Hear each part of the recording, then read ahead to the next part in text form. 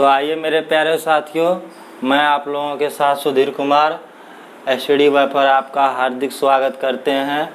आज चैप्टर 2 का क्लास 2 होगा, पार्ट 2, अम्ल, एसिड, क्षार, बेस और लवण, साल्ट। ये होगा चैप्टर का नाम। आप देखिए, आप क्वेश्चन आंसर टाइप का कुछ क्वेश्चन करते हैं, आप लोग अच्छे से देखें। और ये क्वेश्चन सब बेहद ही इम्पोर्टेंट है, सारे क्वेश्चन। इसमें से एक क्वेश्चन पूछे ही जाते हैं, आप लोग अच्छे से लिखें और समझें। जब क्षारक अम्ल से अभिक्रिया करता है तो क्या होता है? क्वेश्चन पूछा जाता है, जब क्षारक अम्ल से अभिक्रिया करता है तो क्या होता है? आंसर होगा, जब क्षारक अम्ल से अभिक्रिया करता है लवण और जल बनता है। क्या बनता है? लवण और जल बनता है। लवण मतलब नमक, ठीक, साधारण नमक। लवण और जल बनता है। तो आप समझ सकते हैं, जब क्षारक अम्ल से अभिक्रिया करता है, जब क्षारक अम्ल से अभिक्रिया करता है तो लवण और जल बनता है। देखिए, क्षारक प्लस अम्ल अभिक्रिया किया, ठीक, देखिए लवण प्लस जल बना। क्या बना? लवण प्लस जल बना, जो कि आप यहाँ पर अच्छी से देख सकते हैं। NaOH प्लस HCl, ये क्या होगा? क्षारक होगा, ये होगा अम्ल। देखिए दोनों अभिक्रिया किया, NaCl ये लवण बना, H2O क्या बना? ये जल बना।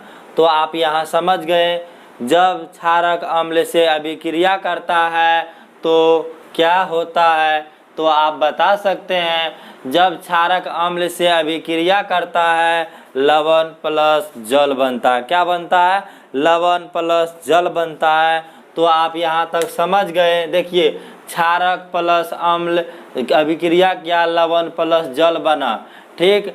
NaOH प्लस HCl, देखिए अभिक्रिया किया, NaCl प्लस H2O बना।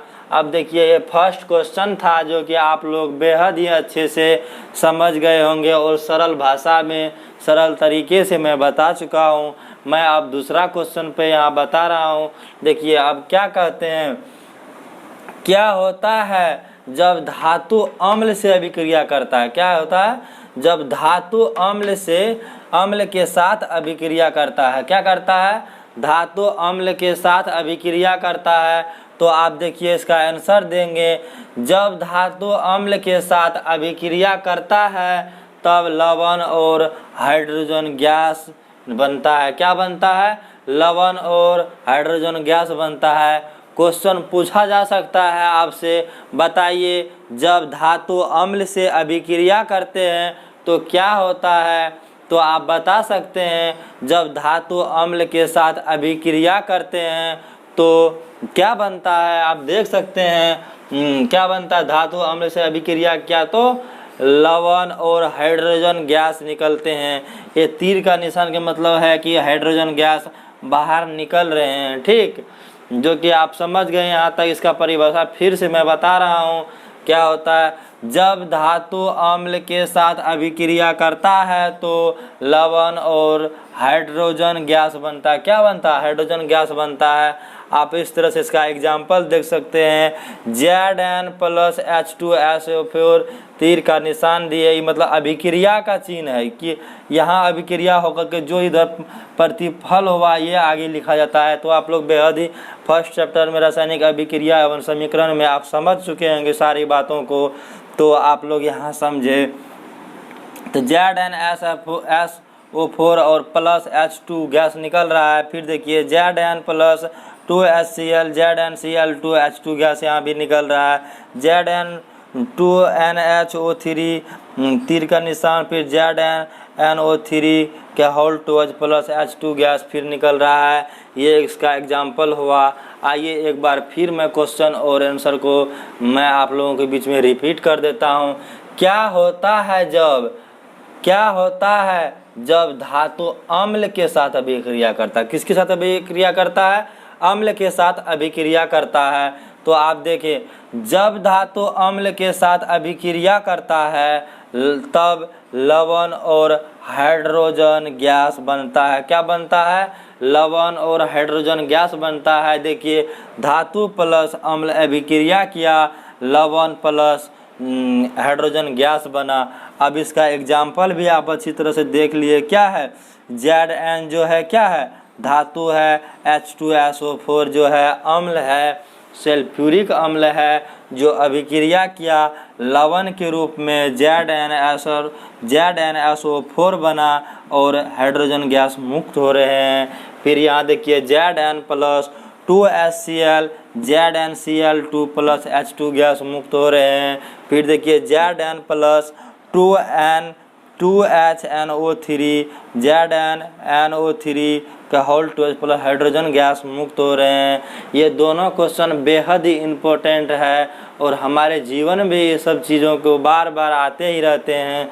और ये तो मौखिक क्वेश्चन हुए, आप लोग अच्छे से समझ लिए होंगे। मैं आगे क्वेश्चन पर देख रहा हूँ, ध्यान दे रहा हूँ। अब देखिए यहाँ क्वेश्चन तीसरा क्या है? क्या होता है जब धातु क्षारक के साथ अभिक्रिया करता है? लगे क्या होता है जब धातु क्षारक के साथ अभिक्रिया करता है? तो देखिए अब क्या है, धातु क्षारक के साथ अभिक्रिया कर रहा है। यहाँ पर क्या था? क्षारक अम्ल के साथ अभिक्रिया कर रहा है। यहाँ जो धातु है क्षारक के साथ अभिक्रिया कर रहा है। तो आप देखिए आंसर में क्या है, जब धातु क्षारक के साथ अभिक्रिया करता है तो लवण एवं हाइड्रोजन गैस बनता है। क्या बनता है? लवण और हाइड्रोजन गैस बनता है। तो पहले आप क्वेश्चन को समझे कि क्या क्वेश्चन कर रहे हैं, उसके बाद आप आंसर को देखें, फिर उसके बाद आप एग्जाम्पल को देखें, फिर आप देखें कि मतलब कैसे क्वेश्चन पूछा जाता है और किस तरह से हम लोग को जवाब देना है। क्या होता है जब धातु क्षारक के साथ अभिक्रिया करता है? तो आंसर में आप देखें, जब धातु क्षारक के साथ अभिक्रिया करता है तो लवण एवं हाइड्रोजन गैस बनता है। क्या बनता है? लवण एवं हाइड्रोजन गैस बनता है। देखिए धातु प्लस क्षारक अभिक्रिया किया, क्या बना? लवण प्लस हाइड्रोजन गैस मुक्त हो रहे हैं। तो आप देखिए इसका एग्जाम्पल देखिए, ये हुआ आपको धातु, ये हुआ आपको क्षारक। देखिए तो क्या बना? धातु प्लस क्षारक जो अभिक्रिया कर रहा है Zn प्लस 2NaOH तीर Na2 ZnO2 plus H2 gas फिर मुक्त हो रहा है। तो आप इसका एग्जाम्पल, जैसे इस टाइप का क्वेश्चन आपसे पूछा जाएगा, आप क्वेश्चन का आंसर देने के साथ ही आप एग्जाम्पल देने का कोशिश करेंगे, जिससे आपको फुल का फुल मार्क दिया जाएगा, इसमें मार्क नहीं कटेगा। एग्जाम्पल दे करके आप लिखें। तो आप लोग अच्छे से ये क्वेश्चन को भी समझ गए होंगे। आप देखिए आप क्वेश्चन चौथा पे मैं आ रहा हूँ, आप लोग यहाँ तक समझ गए होंगे, लेकिन एक बार फिर से मैं इसको रिपीट कर देता हूँ। क्या होता है जब धातु क्षारक के साथ अभिक्रिया करता है? तो आप जवाब देंगे, जब धातु क्षारक के साथ अभिक्रिया करता है तो लवण और हाइड्रोजन गैस बनता है। तो देखिए धातु प्लस क्षारक, लवण plus hydrogen gas, Zn plus 2NaOH तीर Na2 ZnO2 प्लस H2 होता है बना। तो आप ये क्वेश्चन को अच्छे से समझ गए होंगे। अब देखिए तीसरा क्वेश्चन है, क्या होता है जब धातु कार्बोनेट अम्ल के साथ अभिक्रिया करता है? क्या होता है जब धातु जो है, यहाँ देखिए ये धातु कार्बोनेट क्या है? धातु कार्बोनेट है, ये अम्ल के साथ अभिक्रिया करेगा। क्या करेगा? धातु कार्बोनेट अम्ल के साथ अभिक्रिया करता है तो क्या होता है? यहाँ क्वेश्चन ये पूछा जा रहा है, क्या होता है? क्या होता है जब धातु कार्बोनेट अम्ल के साथ अभिक्रिया करता है? ठीक, तो आप आंसर देंगे, जब धातु कार्बोनेट अम्ल के साथ अभिक्रिया करता है तब लवण एवं कार्बन डाइऑक्साइड बनता है। क्या बनता है? कार्बन डाइऑक्साइड बनता है। तो देखिए जब धातु कार्बोनेट अम्ल के साथ अभिक्रिया करते हैं, जब धातु कार्बोनेट अम्ल के साथ अभिक्रिया करता है तब लवण एवं कार्बन डाइऑक्साइड बनता है, जो देख सकते हैं धातु कार्बोनेट प्लस अम्ल, लवण प्लस कार्बन डाइऑक्साइड। इसका एग्जाम्पल आप देख सकते हैं Na2CO3 प्लस 2HCl। देखिए ये हुआ धातु कार्बोनेट और ये हुआ अम्ल, दोनों रिएक्शन किए 2NaCl plus H2O plus CO2 gas देखिए यहाँ बना। तो आप लोग यहाँ तक अच्छी तरह से इस क्वेश्चन को समझ गए होंगे, जो कि बेहद ही इम्पोर्टेंट क्वेश्चन सब है। ये आप लोग अच्छी तरह से पढ़ें और इसको नोट बनाएं। तो एक बार मैं फिर इसको रिपीट करता हूँ। क्या होता है जब धातु कार्बोनेट अम्ल के साथ अभिक्रिया करता है? तो आप जवाब में लिखेंगे जब धातु कार्बोनेट अम्ल के साथ अभिक्रिया करता है तब लवण एवं कार्बन डाइऑक्साइड बनता है। क्या बनता है? लवण और कार्बन डाइऑक्साइड बनता है। ठीक, देखिए धातु कार्बोनेट प्लस अम्ल तीर लवण प्लस CO2 गैस। फिर देखिए Na2CO3 प्लस 2HCl तीर 2NaCl plus H2O plus CO2। ये आप समझ गए होंगे, बेहद ही आसान तरीके से मैं और सरल भाषा में मैं लिखा दिया हूँ। तो आप इसको अच्छे से नोट कर लें। तो साथियों, मैं उम्मीद करता हूँ कि जो क्वेश्चन मैं बता चुका हूँ आप समझ गए होंगे। तो आप देखें, अभी क्वेश्चन है क्या होता है जब धातु बाइकार्बोनेट अम्ल के साथ अभिक्रिया करता है? किसके साथ करता है? धातु बाइकार्बोनेट अम्ल के साथ अभिक्रिया करता है तो क्या होता है? क्वेश्चन है क्या होता है, मतलब क्या होता है, मतलब प्रश्न हुआ ये कर रहा है। जब धातु बाइकार्बोनेट अम्ल के साथ, धातु बाइकार्बोनेट किसके साथ? अम्ल के साथ अभिक्रिया करता है तो क्या होता है? तो आप जवाब देखें, जब धातु बाइकार्बोनेट अम्ल के साथ अभिक्रिया करता है तब लवण और कार्बन डाइऑक्साइड बनता है। क्या बनता है? लवण और कार्बन डाइऑक्साइड बनता है। आपसे सीधा तौर पर का क्वेश्चन ये सब है और आपसे किया भी जा सकता है। तो आप देखें क्वेश्चन क्या है। क्या होता है जब धातु बाइकार्बोनेट अम्ल के साथ अभिक्रिया करता है?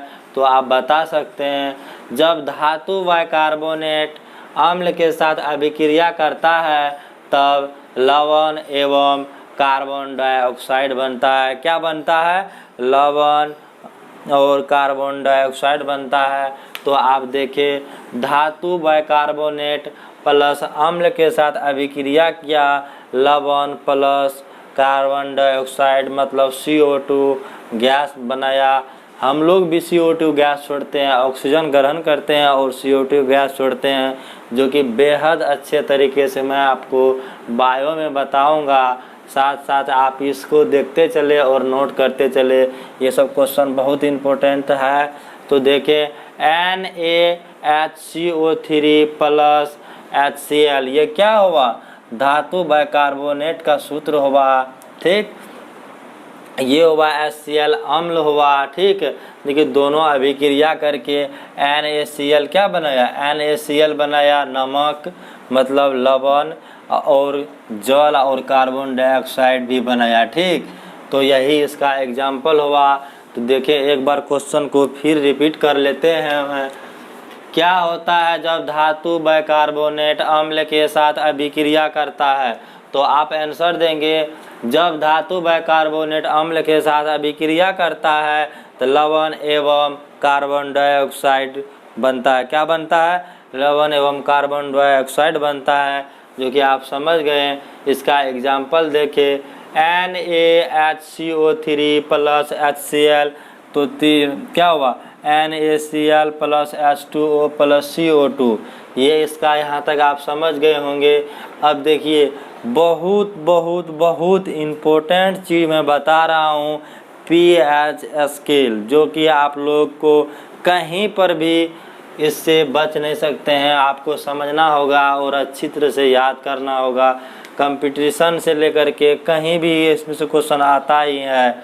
देखिए पीएच तथा हाइड्रोजन आयन, मतलब ये प्लस जो देख रहे हैं हाइड्रोजन, ये प्लस आयन होगा, अगर माइनस होता तो माइनस आयन होता। देखिए पीएच आयन से किसी विलयन में हाइड्रोजन आयन मतलब H प्लस को क्या कहते हैं, आयन सांद्रण के निर्धारण करता है। ठीक है, तो इससे अपना शक्ति और पता चलता है किस अम्ल का कितना शक्ति है, किस क्षार में कितना बढ़ रहा है, कौन उदासीन है, कौन क्षारीय है, कौन अम्लीय है, ये सारी बातों की पता जो चलता है पीएच से चलता है, पीएच स्केल से चलता है। तो आप देखिए पीएच आयन से किसी विलयन में H प्लस आयन सांद्रण के निर्धारण करता है। पीएच स्केल से किसी विलयन मतलब किसी घोल में पता चलता है उसमें H प्लस आयन कितने हैं, उसका निर्धारण करता है। कौन करता है? पीएच स्केल से करता है। पीएच स्केल का खोजकर्ता सोरेनसन है। देखिए सोरेनसन है, आपको ये क्वेश्चन तो बहुत जगह पूछ सकते हैं, नहीं तो आप जानकारी के लिए रखें। लेकिन देखिए इसका खोज कब किया गया, अब ये कंपटीशन की बात होगी। पीएच स्केल का खोज कौन किया? सोरेनसन किया। और कब किया? तो 1909 ईस्वी में किया। कब किया? 1909 ईस्वी में किया। आप इसको याद रखेंगे। फिर देखिए पीएच स्केल मतलब सिंबल इसका पी जो है, पी का मतलब होता है पावर। ठीक है, क्या होता है? पी का मतलब पावर होता है, पावर। तो आप देखिए यहाँ तक आप समझ गए होंगे। मैं यहाँ से एक बार फिर रिपीट कर देता हूँ। पीएच तथा हाइड्रोजन आयन H प्लस दिया हुआ है। सो आप देख रहे हैं H प्लस को पता लगाया जाता है। पीएच आयन से किसी विलयन में H प्लस आयन सांद्रण के निर्धारित करता है। पीएच स्केल का खोजकर्ता सोरेनसन है, जिन्होंने 1909 ईस्वी में इसका खोज किया। देखिए पीएच प्रतीक सिंबल पी का मतलब होता है पावर। अब यहाँ तक आप समझ गए होंगे। मैं ये पीएच स्केल को समझाने का कोशिश करूँगा और आप समझ ही जाएंगे। देखिए पीएच स्केल जो है ये है पीएच स्केल। देखिए पीएच स्केल कोई भारी चीज़ नहीं है, आप देख सकते हैं। देखिए कोई ये तीर जो है, तीर देखिए यहाँ 7, अगर किसी भी चीज़ का 7 अगर पीएच मान रहेगा तो वो उदासीन होगा। 7 से जैसे कम होगा वो क्या होगा? अम्लीयता, अम्ल होगा। क्या होगा? 7 से इधर जितना भी जिसका पीएच मान 7 से कम होगा वो अम्ल होगा। 7 से आगे जैसे बढ़ेगा वो क्या होगा? क्षारीय हो जाएगा। क्या होगा? क्षारीय होगा। जैसे 7 होगा वो क्या होगा? उदासीन होगा। जैसे जल का पीएच मान 7 होता है ना, तो जल क्या है? जल उदासीन है। ठीक, तो आप यहाँ तक समझ गए। तो देखिए जैसे आप ये सिंपल वे में मैं लिखा हूँ, आप देख भी सकते हैं। 1 से लेकर के 6 तक जितना भी 6 तक जो भी रहेगा उसका क्या होगा? पीएच मान अम्ल होगा, अम्लीयता बढ़ाता होगा। जैसे इधर इसका तरफ इधर बढ़ेगा, 7 से इधर बढ़ेगा तीर, तो उस तरह इधर अम्लीयता की ओर संकेत करेगा। जैसे 7 से प्लस होगा क्षारीयता की ओर संकेत करेगा। तो आप अच्छी सी इस बात को समझ ले। जैसे चूना जल का कितना होता है पीएच मान? 11 होता है, तो क्या होगा? वो क्षार होगा। जैसे देखिए नींबू सब का कितना होता है पीएच मान? जैसे हाइड्रोक्लोरिक अम्ल का पीएच मान होता है 1, तो 1 जो होता है तो क्या हुआ? ये अम्लीयता का दर्शाता है, क्योंकि अम्ल है तो अम्ल तो है ही। तो ये हुआ आपका पीएच स्केल हुआ। आप इसको अच्छी तरह से समझ लेंगे। अगर पीएच स्केल पर क्वेश्चन पूछा जाएगा तो आप इस तरह से बता सकते हैं। किसी भी पीएच मान अगर 7 से कम होगा किसी भी पदार्थ का तो वो अम्लीय होगा, 7 होगा तो वो उदासीन होगा, 7 से अधिक होगा तो वो क्षार होगा।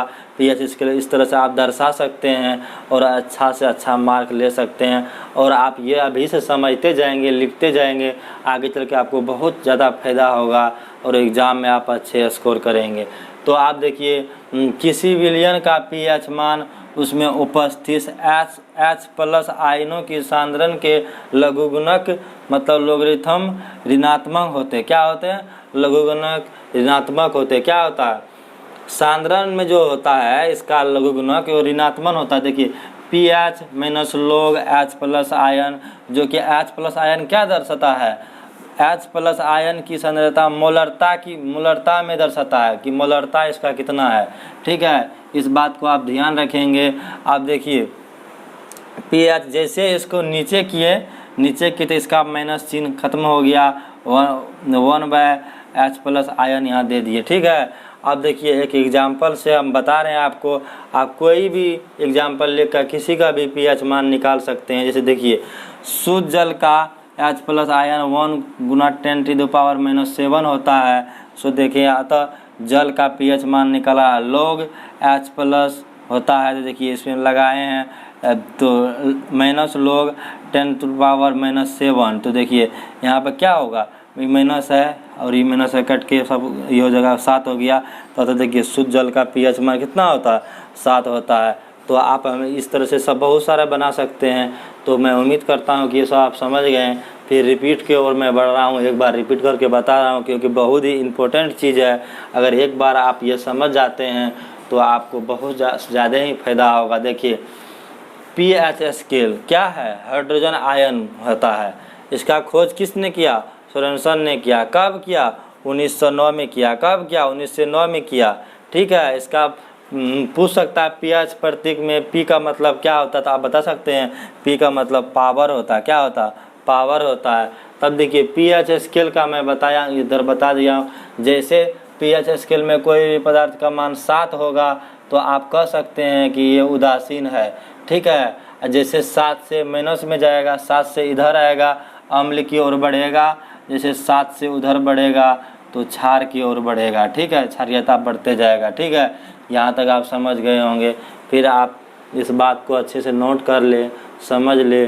और देखिए फिर किसी विलयन के pH मान उनके उपस्थित H प्लस आयनों की सांद्रण के लघुगुणक मतलब लोगरिथम ऋणात्मक होता है। तो pH बराबर -log H प्लस। फिर देखिए pH, आप देखिए एक ऑब्जेक्टिव में भी पूछा जा सकता है। ये सब बातों को आप ध्यान रखेंगे और क्या कहते हैं पूछा जाएगा, बताइए शुद्ध जल का pH मान कितना होता है। तो आपको याद रहेगा तो आप बता सकते हैं शुद्ध जल का pH मान 7 होता है, क्योंकि बहुत इम्पोर्टेंट है। मैं उम्मीद करता हूँ कि आप लोग इस चीज़ों को अच्छी तरह से समझ गए होंगे और इसका नोट बना लिए होंगे। तो साथियों मैं उम्मीद करता हूँ कि सारी बातों को जो मैं बताया आप समझ गए होंगे। pH स्केल के बारे में सारी बात आप समझ गए होंगे।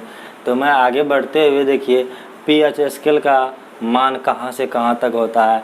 pH स्केल का मान 0 से लेकर के 14 के बीच होता है। कितना के बीच होता है, pH स्केल का मान 0 से 14 का बीच होता है। जो कि ऑब्जेक्टिव में आपको पूछ सकता है कि बताइए pH स्केल के मान कहाँ से कहाँ होता है। आप बता सकते हैं, उसमें 4 ऑप्शन में दिया रहेगा, 0 से 14 तक, 1 से 14 तक, 1 से और कुछ दिया जाएगा। 4 ऑप्शन दिया रहेगा जिसमें आप 1 से 14 तक टिक करेंगे तो आपका एक ऐसा ऑब्जेक्टिव हो सकता है या ऐसा भी हो सकता है, बताइए pH स्केल का मान अधिकतम कितना हो सकता है। आप बता सकते हैं अधिकतम 14 हो सकता है, कम से कम कितना हो सकता है, तो 0 हो सकता है। ये सब बातों की, ये सब पेज की बात हुई जो कि आप लोग अच्छी तरह समझ के और अपने माइंड में सेट करके रखेंगे, जो आपको बहुत ही काम आएंगे। पढ़ते तो सभी है लेकिन दिमाग में रहने की बात है। तो आप दिमाग में इसको बैठा लेंगे, ठीक से समझ लेंगे। रट के कब तक रख पाइएगा, जैसे आपको पूछा जाएगा पटाख आप बना सकते हैं स्केल। पटाख खींचिएगा, लाइन यहाँ से 0 से शुरू कीजिए, यहाँ 14 दीजिएगा, बीच में आप उदासीन दीजिएगा। आप पटाख कर सकते हैं, तुरंत कर सकते हैं कि देखिए इससे जैसे इधर रहेगा वो अम्लीयता की ओर संकेत करेगा, इधर जितना आएगा जैसे इससे इधर की ओर बढ़ेगा वो क्षारीयता को संकेत करेगा, जो कि आप बेहद ही अच्छे से आप लोग समझ गए होंगे। तो आप देखें फिर, तो आप यहाँ तक समझ गए होंगे मैं उम्मीद करता हूँ। अब देखिए कुछ सामान्य विलयन का pH मान क्या होता है। कुछ सामान्य विलयन का pH मान याद रखेंगे, जो कि बहुत ही अच्छे बात हैं और आप बहुत अच्छे तरीके से इसको समझ लें कि अम्ल पित्त, जो हमारे पेट में हाइड्रोक्लोरिक अम्ल बनता है, उसका pH मान क्या होता है, 1.0 होता है, मतलब 1 होता है। क्या होता है, 1 होता है। नींबू का रस का pH मान क्या होता है, 2.5 होता है। कितना होता है, 2.5 होता है। सिरका का pH मान कितना होता है? 3.0 होता है। क्या टमाटर का pH मान कितना होता है? 4.1 होता है। अम्ल वर्षा का pH मान कितना होता है? 5.6 होता है। पेशाब का pH मान कितना होता है? 6.0 होता है। दूध का pH मान कितना होता है? 6.5 होता है। और शुद्ध जल का pH मान 7.0 होता है, मतलब 7 होता है। खून का pH मान 7.4 होता है और चूना जल का pH मान 11 होता है, 11.0। और मानव शरीर का pH मान कितना होता है?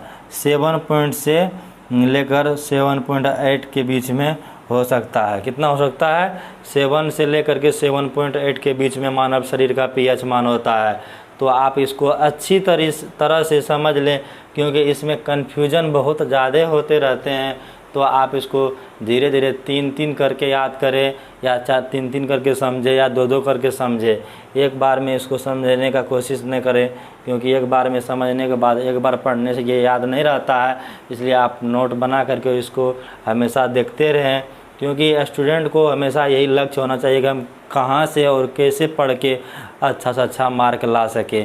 एक एक मार्क बहुत ज़्यादा इम्पोर्टेंट होता है, जो कि आप लोग जानते ही हैं सारी बातों को। तो एक बार मैं फिर रिपीट कर रहा हूँ। यहाँ पे देखिए, यहाँ से मैं रिपीट कर देता हूँ। pH स्केल का मान कितना होता है?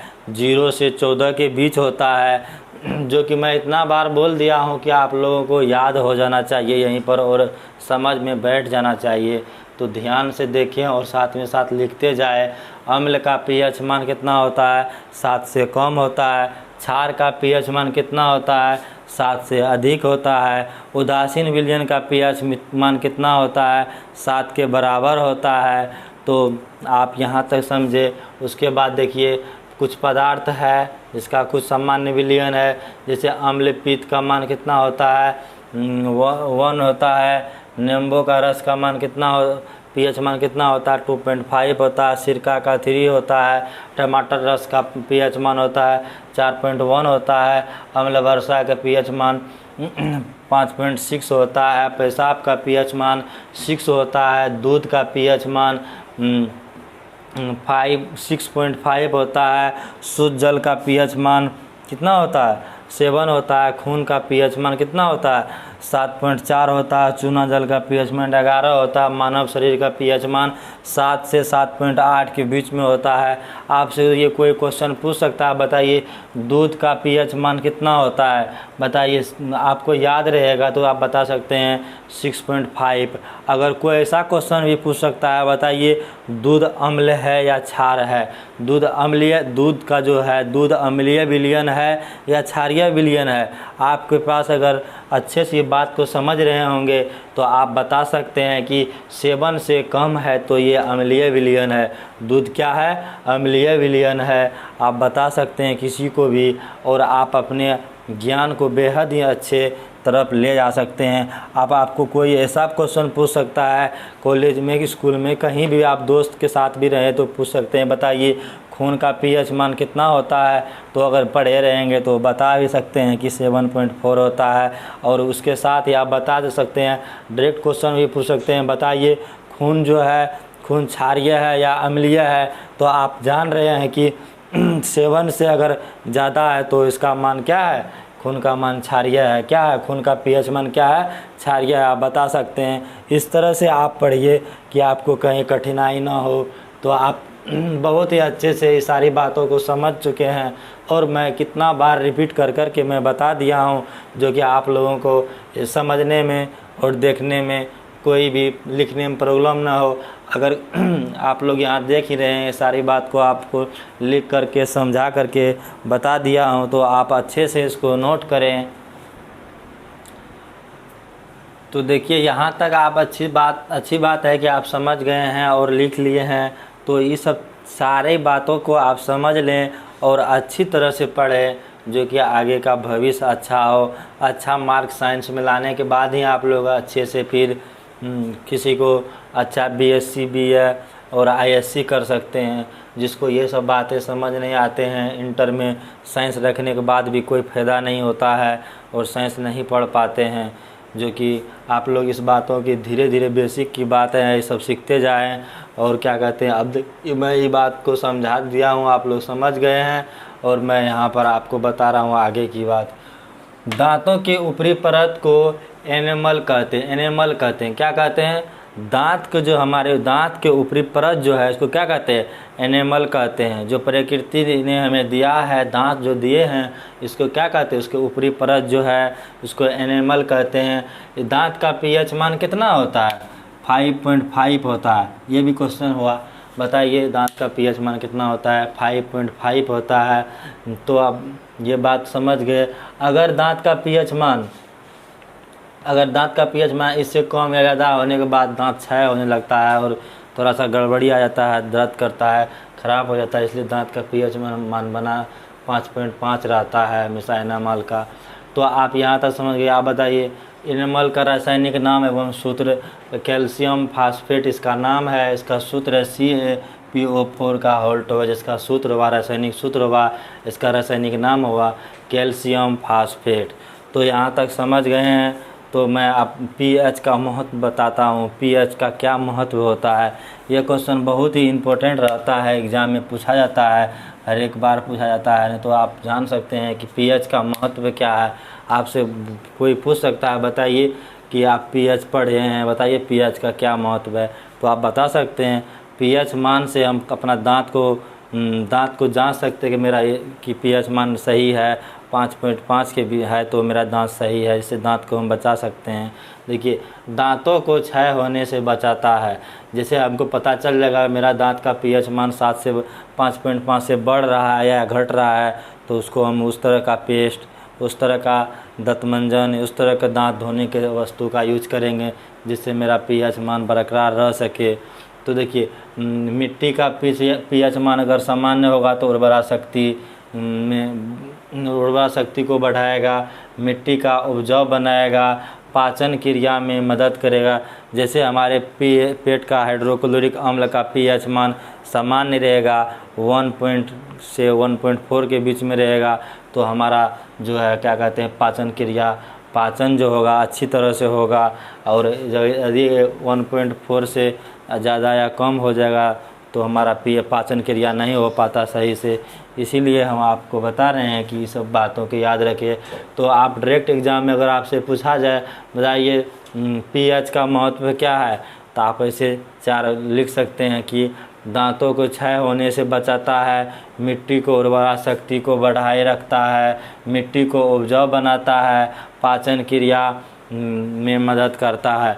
इन सारी बातों को आप समझ लें और आप देखिए इस सारी बातों को समझ लिया। आप देखिए, आप बताइए साधारण नमक का रासायनिक सूत्र एवं रासायनिक नाम क्या होता है। तो साधारण नमक का रासायनिक नाम होता है सोडियम क्लोराइड, इसका सूत्र होता है NaCl। तो आप इतना सारी बातों को लिखे और समझे। अगर जो फ्रेंड यहाँ से नहीं लिख पा रहे हैं, नहीं समझ पा रहे हैं, लिखने की बातों लिख नहीं पा रहे हैं, समझ तो गए होंगे, तो आप टेलीग्राम चैनल पे जा कर के STD वाईफाई सर्च करेंगे, वहाँ सारे वीडियो के और सारे क्लास के नीचे हम PDF डाल चुके हैं, जो कि आप देख लेंगे। जैसे ये वीडियो अपलोड होगा इसके नीचे में इसका PDF डल जाएगा, तो आप वहाँ से PDF से नोट बना करके देखें और बहुत ही अच्छा रहेगा आपका एग्ज़ाम के इंटरव्यू से। तो मैं उम्मीद करता हूँ कि आप लोग ये सारी बातों को समझ गया हूँ। तो आज मैं यहीं तक रखता हूँ। धन्यवाद।